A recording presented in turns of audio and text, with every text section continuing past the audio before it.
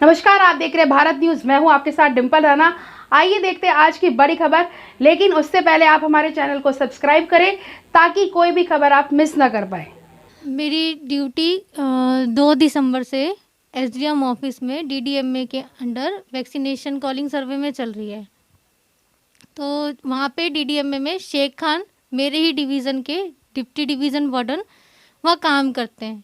2 तारीख से आज 31 तारीख तक, मतलब मेरे साथ महीने में 5 से 6 बार मेरे साथ वर्बली सेक्सुअल हरेसमेंट करे, जिसमें वो सेक्सुअली फेवर मांगते थे मुझसे।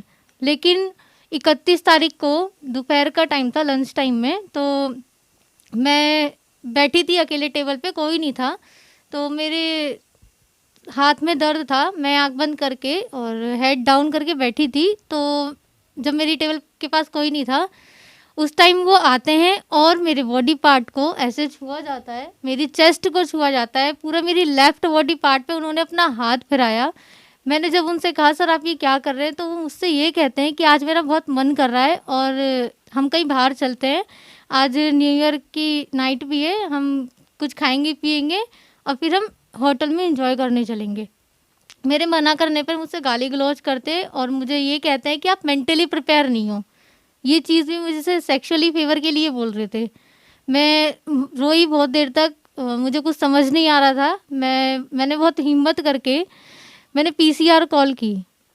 मेरे पीसीआर कॉल करने के बाद जब पुलिस वाले आते हैं तो डीपीओ अंजलि मैडम है, वो मेरे को पुलिस वालों से स्टेटमेंट देने से मना करती हैं कि इसको थाने में लेके चलते हैं, स्टेटमेंट इसकी वहाँ होगी। लेकिन जब मैं थाने में जाती हूँ, मेरे को वहाँ पे भी स्टेटमेंट नहीं देने दिया जाता। मैं वहाँ अकेली और मेरे डिपार्टमेंट के मेरे लोग मेरे वहाँ पहुँचने से पहले ही मौजूद थे। वो लोग 25 से 30 लोग थे और मैं वहाँ अकेली थी। मुझसे ज़बरदस्ती करके प्रेशराइज़ करा के मुझसे वहाँ कहते हैं कि तुम ये लिख दो वहाँ पे कि मैं कोई कानूनी कार्रवाई नहीं चाहती।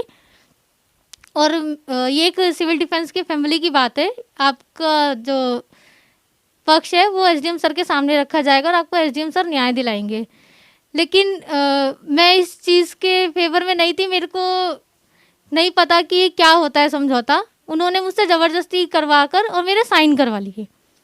लेकिन उसी रात में मेरे घर लड़के जाते हैं, घर के बाहर। मैं उन्हें नहीं पहचानती क्योंकि गेट बंद था, तो हम डर के मारे हमने नहीं देखा। वहाँ गाली गलौज कर रहे हैं और ये कह रहे हैं कि आपने हमारे साहब के साथ कंप्लेन करके अच्छा नहीं किया, तू कल एसडीएम ऑफिस आएगी तो तुझे वहाँ देख लेंगे। और ये कह के वहाँ से चले जाते हैं। मैं नेक्स्ट डे मैंने इस चीज़ की 1 जनवरी को मैंने मयूर विहार थाने में भी कंप्लेन की, लेकिन मेरी वहाँ पे भी कंप्लेन दर्ज नहीं ले रहे थे वहाँ पे। उसके बाद ये चीज़ हो गई। उसके बाद मैंने फिर 3 जनवरी को मैं मंडे था, एसडीएम सर के पास गई। लेकिन मेरे वहाँ जाने से पहले ही गेट पे जब मैं एंटर हुई तो वहाँ शेख खान के साथ जो लड़के मौजूद थे, मैं उनको 3 लोगों को पहचानती हूँ, जिसमें से फैज़ान, चंदन शर्मा और मेराजुद्दीन को पहचानती हूँ। ये 3 लोग मौजूद थे और उनके साथ और भी कई लड़के थे। मेरे को वहाँ डर लगा इन लोगों को देख के। मैं वापस आ गई। मैंने वेट भी किया था कि हटे, लेकिन ये वहीं खड़े हुए थे। मैं इस डर के मारे मैं अंदर भी नहीं जा पाई। लेकिन मेरी 9 तारीख को एफआईआर दर्ज होती है एक एनजीओ की सहायता से, और 10 तारीख को मेरे बयान भी होते हैं। लेकिन मेरे बयान होने के बाद पुलिस ने भी कोई एक्शन नहीं लिया और संडे को 16 तारीख को अरेस्ट का मैसेज आता है कि Sheikh Khan has been arrested. लेकिन वो अरेस्ट नहीं हुआ। मैंने पता करवाया, वो अरेस्ट नहीं हुआ।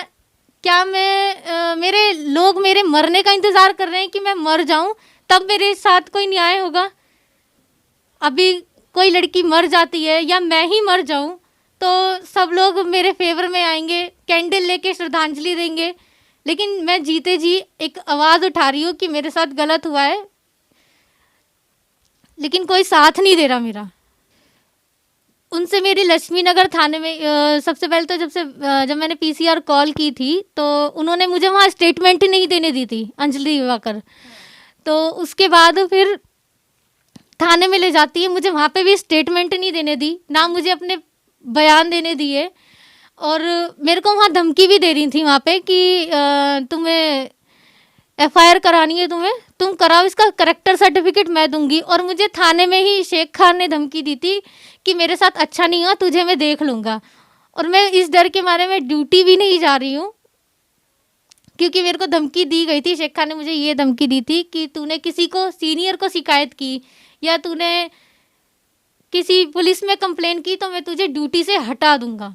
नहीं, बस वो 31 तारीख को जब मैं थाने में कंप्लेन की थी तो 31 तारीख को घर के बाहर रात में 1:30 बजे के समथिंग का टाइम था, वो लड़के आए थे और गाली गलौज कर रहे थे और यही बोल रहे थे कि मतलब हमारे साहब के साथ, तो शेख खान को कह रहे थे कि हमारे साहब के साथ कंप्लेन करके तूने अच्छा नहीं किया, तुझे देख लेंगे।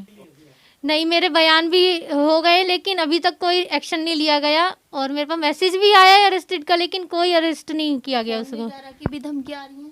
लेकिन अंजलि दिवाकर मैडम ने सोमवार को रात में 9 बजे का टाइम था, मेरे को व्हाट्सअप कॉल किया है उन्होंने और उसने क्या कहा आपसे? मैंने व्हाट्सअप कॉल उठाई नहीं, क्योंकि मैं अपने आप को महफूज नहीं सेव नहीं समझ रही ना। मैं एक लड़की हूँ, मेरे साथ कुछ भी हो सकता है। मैं न्याय चाहती हूँ,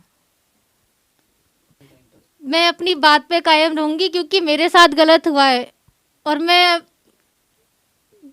आवाज़ उठाना चाहती हूँ, मैं अपने लिए लड़ना चाहती हूँ। हो सकता है गुजर रही हूँ, क्योंकि जब मेरे को इतना दबाव बना रहे हैं ये, तो इससे पहले भी कई लड़कियों के साथ हुआ होगा और आने वाले टाइम में भगवान जाने कितने लड़कियों के साथ हो।